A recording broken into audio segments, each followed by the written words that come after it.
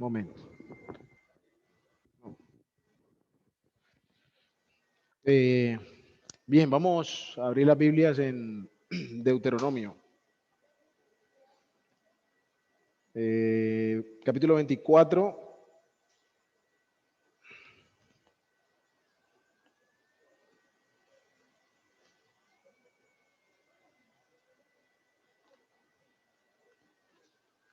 Vamos a leer un versículo.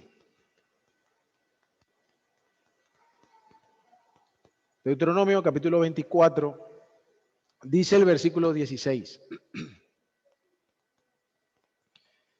24:16. Los padres no morirán por sus hijos o con sus hijos, ni los hijos morirán por sus padres o con sus padres. Cada uno morirá por su propio pecado.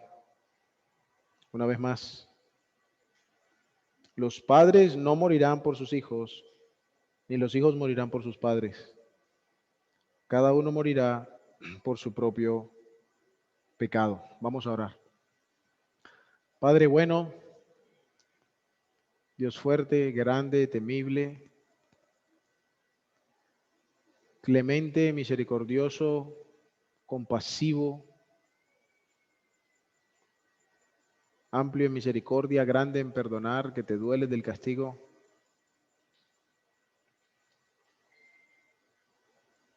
Dios justo, el juez de toda la tierra, que no tomará por inocente al culpable, sino que visita a la maldad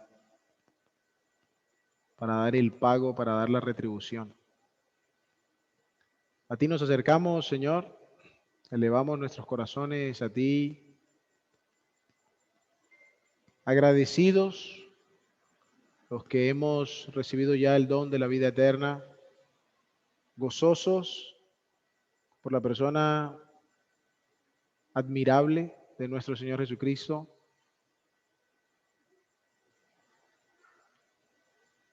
reverentes, temerosos, Señor, porque como tú no hay otro,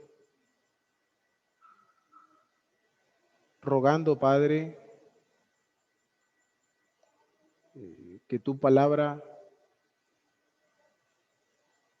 alcance corazones en esta noche, particularmente aquellos que aún no conocen a Cristo, aquellos que aún están en pecado, aquellos que no han recibido el perdón. Queremos rogar que por medio de tu Espíritu hables a cada corazón conforme a su necesidad para la gloria tuya, para que haya gozo en los cielos por pecadores arrepentidos, para que aún tu pueblo también sea movido a la sencillez, a la obediencia, a la devoción, a la gratitud, a la adoración, al contemplar la grandeza de tu carácter, al ver la gloria de Cristo, al considerar el tan grande favor que nos has entregado en Él. Guíanos, te rogamos, Señor, porque no somos sabios ni nobles. Sea tu Espíritu con mi boca y con nuestros corazones, para que conforme a tus propósitos, cada uno reciba de ti el bien. Sé tú en todo y por todo exaltado, toma tú la gloria que solo a ti pertenece a través de Cristo, a quien queremos exaltar y a quien rogamos ver. En ese nombre precioso oramos y te damos las gracias. Amén. Muy bien. Este versículo que acabamos de leer está enmarcado dentro de una serie de parámetros que el Señor por medio de Moisés estaba dando al pueblo de Israel de cómo impartir justicia, de cómo debían juzgar distintas situaciones en medio del pueblo. Si ustedes miran unos versículos más atrás, el 14, por ejemplo, no oprimirás al jornalero, pobre y necesitado, que no retendría de él el sueldo. Si miran más atrás, al comienzo, ¿qué pasaría con alguien que toma a una mujer y no haya que sea virgen y así? Estos capítulos están marcados por distintas leyes que el Señor está dando de cómo el pueblo debía tratar con la injusticia, con aquellas cosas que no se conformaban a su ley. Ahí encontramos entonces lo que leímos: los padres no morirán por sus hijos, ni los hijos morirán por sus padres. Cada uno morirá por su pecado. Y mientras leía, decía por o con, que también es válido en la traducción, porque el contraste primero que se quiere marcar aquí es la costumbre que tenían los pueblos. Cuando una persona era tomada por algún delito y era hallada culpable, generalmente tomaban a todo su círculo familiar y los mataban. Era una especie de escarmiento, pero al mismo tiempo hablaba de la crueldad de las naciones alrededor. Entonces, el primer asunto que está haciendo ver el Señor aquí es que, bueno, en el pueblo de Dios esas prácticas no iban a estar presentes. Cada quien iba a ser responsable de lo que hizo. Aquí la palabra pecado está referida a la infracción de la ley explícitamente, ¿no? En las cosas que se están diciendo. No así como los demás pueblos. Los demás pueblos eran muy conocidos por tener actos crueles como esos. Tomaban toda la familia y los mataban porque uno había hecho un daño.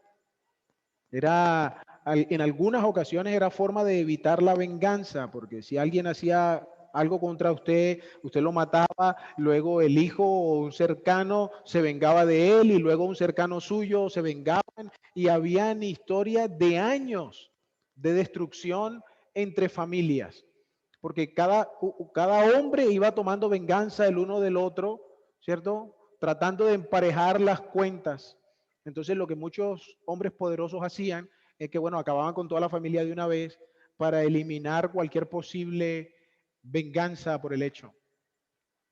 El Señor entonces empieza a establecer un parámetro de justicia que está más allá que el sentido social de la misma.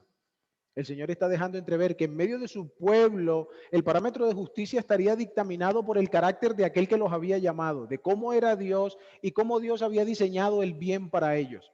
No se harían ellos semejantes a los pueblos de alrededor, ni adoptarían sus costumbres. Es una primera cosa importante señalar en esto.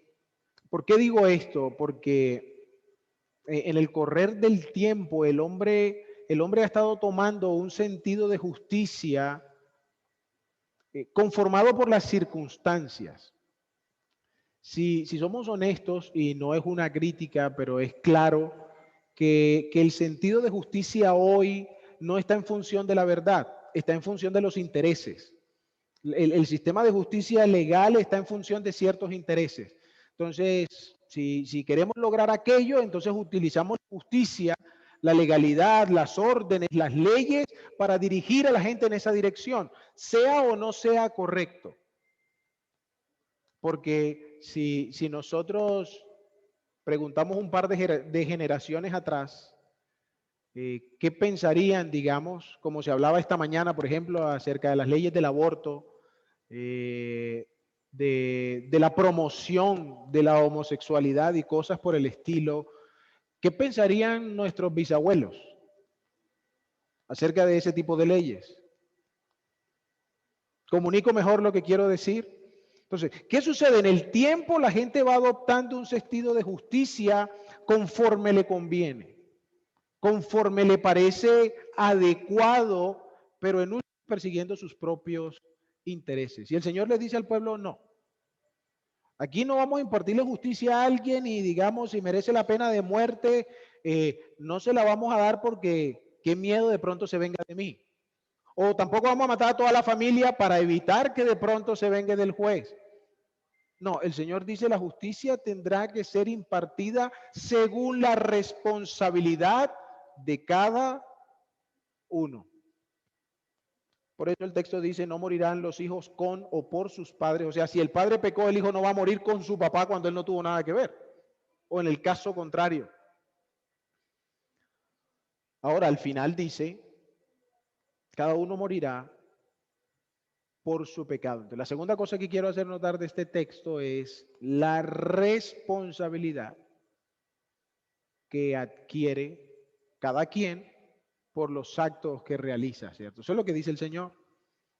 No puede ni culpar a otro, ni repartirle la culpa a otro, ni esperar que el otro termine pagando. Cada quien morirá por su pecado. En un texto semejante que quiero leer también en el libro de Ezequiel, capítulo 18,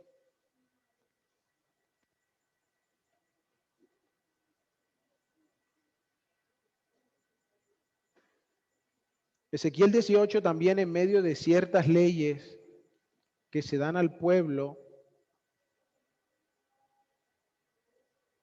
dice el versículo 20.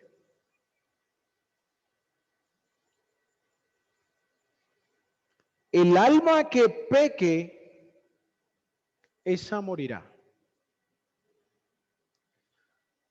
El hijo no cargará con la iniquidad del padre, ni el padre cargará con la iniquidad del hijo. La justicia del justo será sobre él, y la maldad del impío será sobre él. Ahora, creo que todos estamos de acuerdo en que así debe ser, ¿cierto? Pues si ese fue, bueno, que responda por lo que hizo. ¿Cuál es aún nuestra actitud frente a una injusticia? El que la hizo grave y todos saben que fue él, pero no pagó. ¿Cómo nos sentimos nosotros? ¿Tranquilos? ¿Nos sentimos indiferentes ante la situación? No sé si me estoy haciendo entender. Por ejemplo, está el caso no quiero entrar allá, no es mi intención resolver tensiones políticas ni inmiscuirme en ellas, pero está el caso que no se va de estos soldados que abusaron de una jovencita campesina y que al parecer están felices y campantes por ahí. La niña no es nada mío. No sé si tiene algún familiar aquí, pero mío no es nada.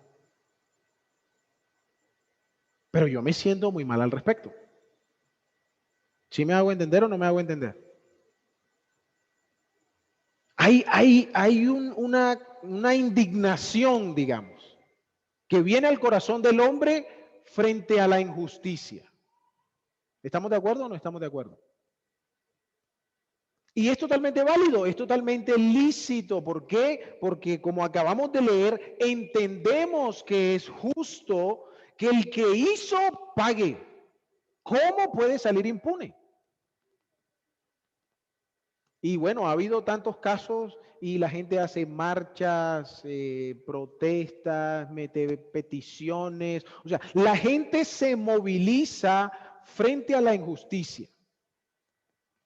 Y bueno, no estoy aprobando lo que hacen, pero estoy diciendo que es lícito sentir esa indignación.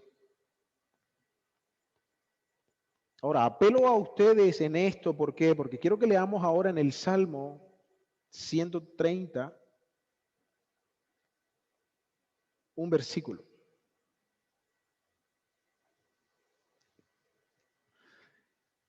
Teniendo en cuenta las dos cosas que hemos dicho del versículo de Deuteronomio.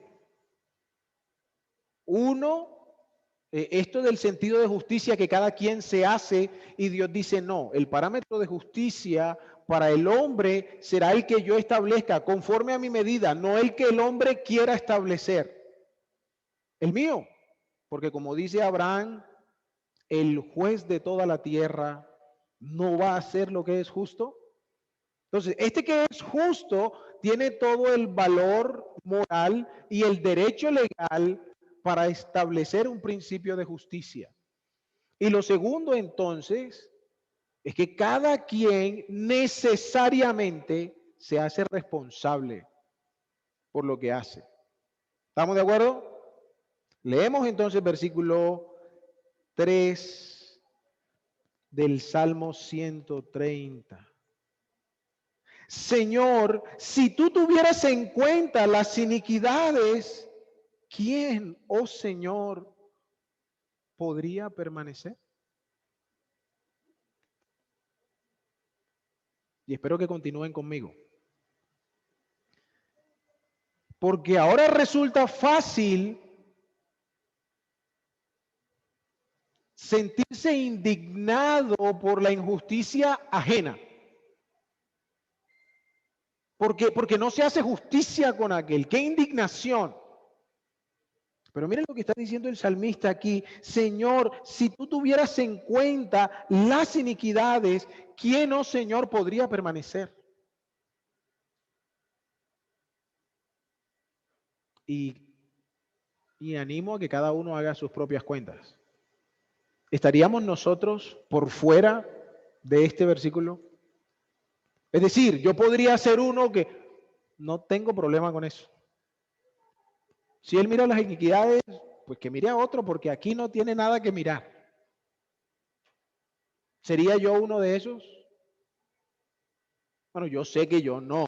No le estoy preguntando por mí, no me lo digan que ya, yo sé, no se preocupen. ¿Cuál es tu sentido de justicia en esta noche? ¿De dónde tomas la confianza que tienes, si la tienes, para pensar que este asunto que hay en nosotros, del pecado, de la injusticia que nosotros hacemos, no sea digna de que el Señor la juzgue? Porque esto es lo que estamos acá en Deuteronomio. El Señor está dándole pautas al pueblo de cómo ha de juzgar el pecado en medio de ellos. Y cada quien llevará su pecado. Entonces, si cuando miramos este versículo encontramos que nosotros tampoco podríamos permanecer delante de la presencia del Señor, ¿por qué el Señor entonces no debería juzgar mi pecado? ¿Por qué no debería yo morir por mi pecado? ¿Entienden lo que quiero decir? Para hacerlo un poco más claro, dice el libro de Romanos,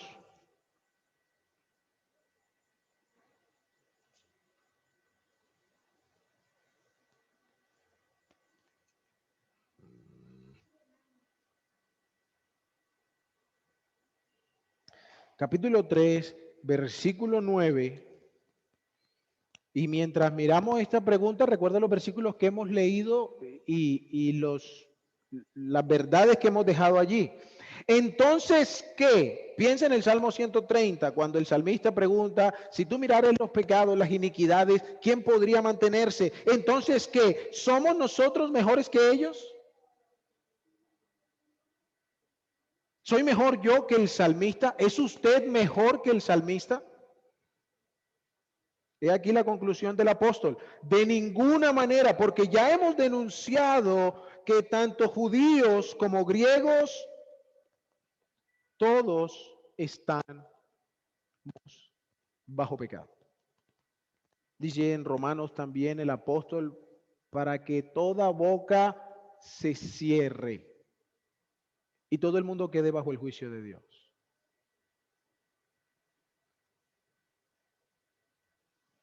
Cada uno morirá por su pecado. El alma que pecare, esa morirá. No hay una sentencia distinta. Versículo quizá muy conocido aún para los que nos acompañan, por cuanto todos pecaron y están destituidos de la gloria de Dios. No hay uno mejor que otro, no importa cómo cada quien se considere, porque ya hemos visto que delante de Dios no se trata del sentido de justicia que usted y yo podamos tener, se trata de la justicia del juez justo. Y no hay redundancia en ello. Se trata de un parámetro de justicia que no puede ser cambiado, que no debe ser violado, que es el ejemplo de cómo nuestras justicias formales deberían proceder, pero no lo hacen. Por eso tenemos sistemas de justicia, porque se supone que la justicia velaría por lo que es recto. Pero a causa de la corrupción del hombre, se defienden otras cosas. Y lo recto ya no parece importante. Y se premia el pecado. Se premia la ofensa.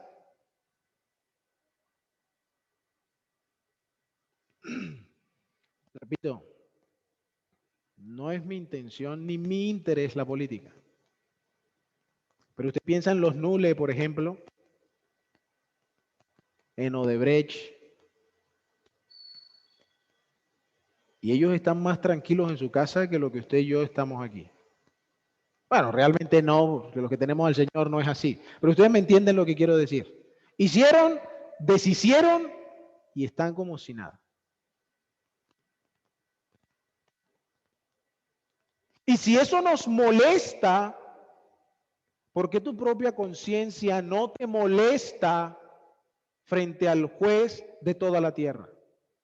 Porque no somos mejores ninguno que otros. Y toda injusticia será revisada por el Señor.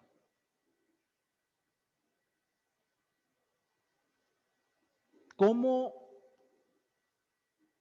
puedes estar tranquilo en tu asiento cuando sabes que no podrías mantenerte ante un Dios que ve la iniquidad?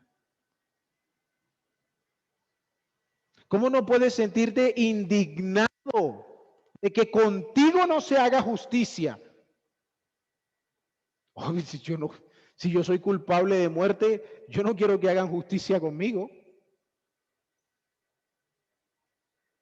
Pero ¿entiendes que la mereces? Ahora, este cuadro es importante porque, bueno, vamos a leer mejor. La primera carta de Pedro, capítulo 2.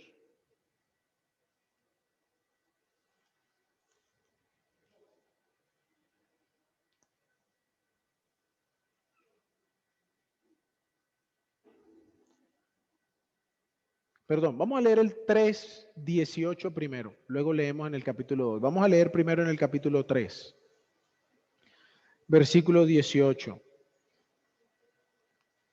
Y quiero que leas allí en tu Biblia y pongas el entendimiento a las palabras de la Escritura. Porque también Cristo murió por los pecados una sola vez, el justo por los injustos, para llevarnos a Dios. Muerto en la carne, pero vivificado en el Espíritu. Capítulo 2.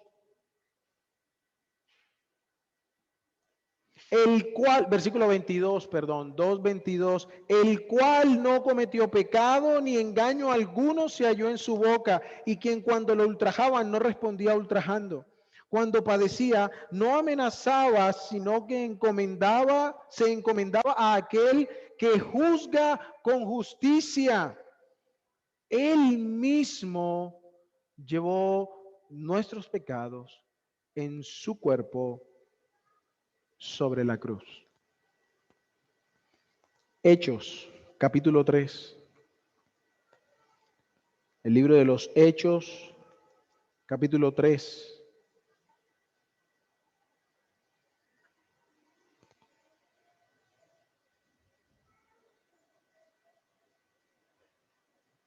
Versículo 13. Hechos 3:13. El Dios de Abraham, de Isaac y de Jacob, el Dios de nuestros padres, ha glorificado a su siervo Jesús, al que ustedes entregaron y repudiaron en presencia de Pilato, cuando éste había resuelto poner a Jesús en libertad. Versículo 14. Pero ustedes repudiaron al santo y al justo y pidieron que se diera que se les concediera un asesino, y dieron muerte al autor de la vida, al que Dios resucitó de entre los muertos, de lo cual nosotros somos testigos.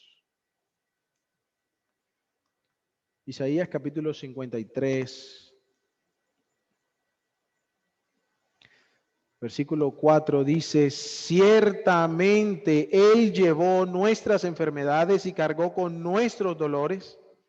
Con todo nosotros lo tuvimos por azotado, por herido de Dios y afligido, pero Él fue herido por nuestras transgresiones, molido por nuestras iniquidades. El castigo de nuestra paz cayó sobre Él. ¿No te indigna ni un poco que el santo Hijo de Dios haya tenido que morir por tu culpa y la mía? ¿Cómo es que nos indigna lo que sucede en nuestra sociedad y miramos con desprecio a que entregó su vida por ti, al que tomó tu lugar y el mío, porque Él no hizo absolutamente nada para merecer el Calvario?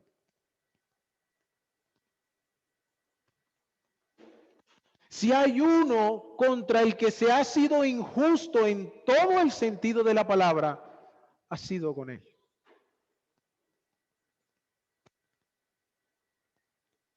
El Santo Hijo de Dios escogió, por amor a su Padre y para el bien del hombre, pagar un precio que no le correspondía legítimamente pagar.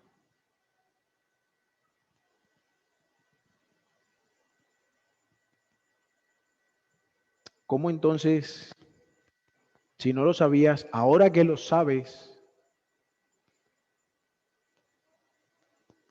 no hay un ápice, ojalá que sí, de gratitud, de anhelo, de deseo por este que sí puede mantenerse en pie delante de un Dios que mira la iniquidad y está ahí para atraerte a Él?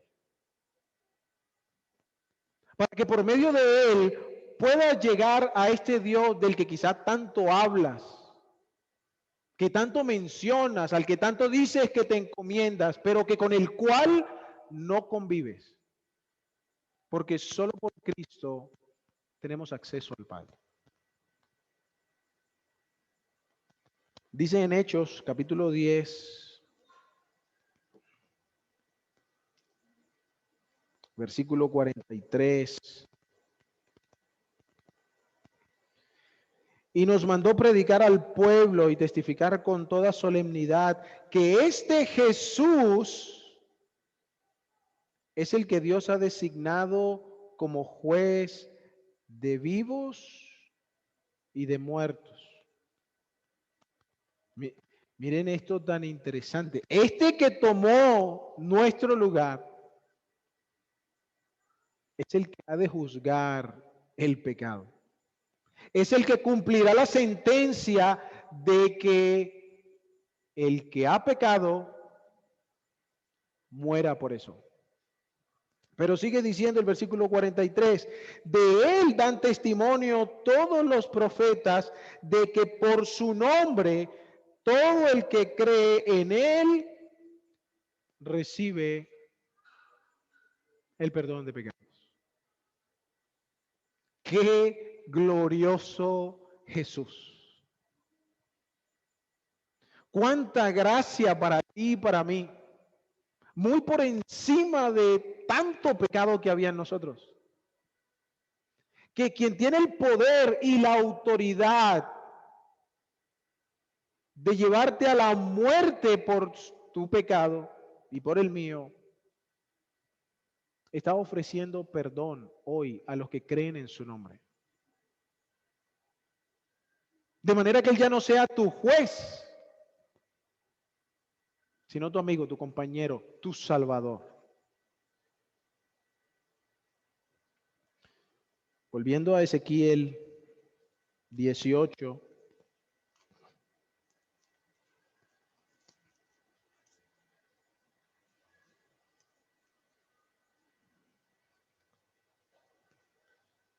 Después de que Leímos que el alma que pecare esa morirá, dice en el 21, pero si el impío se aparta de todos los pecados que ha cometido, guarda todos mis estatutos y practica el derecho y la justicia, ciertamente vivirá, no morirá.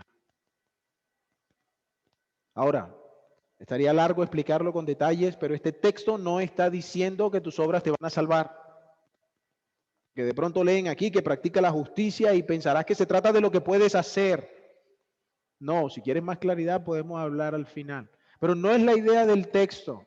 Pero el punto es que ante el mensaje del Señor, ante la evidencia del veredicto, ante la sentencia de tu crimen, por tu pecado, lo que sea que hayas hecho, ese deseo en tu corazón, Él ofrece perdón al que se acoge a su mensaje.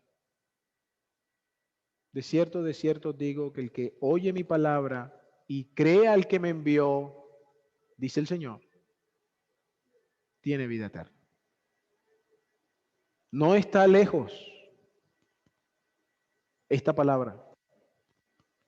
No hay que pagar promesas, no hay que creer en este Salvador que tomó tu pecado y el mío para darnos perdón.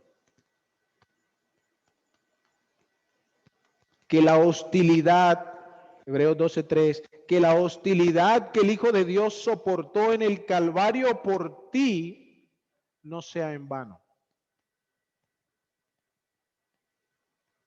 Y bueno, si no lo recibes tampoco será en vano, porque su nombre igual será glorificado. Y un día tu rodilla tendrá que doblarse en el gran trono blanco para reconocer que Él es el Señor e ir a tu perdición eterna. Pero Él quiere que hoy recibas perdón. Así como muchos de nosotros aquí. No hemos sido mejores. No había uno de nosotros que hubiese podido sostenerse delante del Señor.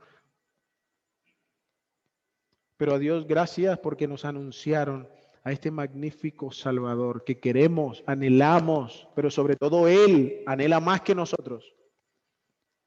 Que vengas arrepentido a sus pies hoy. Padre, gracias Señor por tu bendita palabra. Gracias Señor porque ninguna injusticia será pasada por alto, pero gracias por el magnífico y perfecto perdón que ofreces en Cristo Jesús. Ciertamente, Señor, Él tomó nuestra carga. Y por eso ahora, justamente, puedes perdonarnos a nosotros que somos culpables. Gracias por la ofrenda sustituta de Cristo en nuestro favor. En favor de todo el que cree. Por eso rogamos, Señor, que los que nos escuchan, los que escuchan tu palabra, puedan venir postrados ante Él, comprendiendo lo que merecen por su pecado y añorando a este Salvador que les ofrece perdón, arrepentidos, creyendo por completo en su poder y en la eficacia de su obra. Inquieta los corazones, Señor, para salvación. Por siempre y siempre sea la gloria a ti por medio del Cordero que vive y reina. Amén.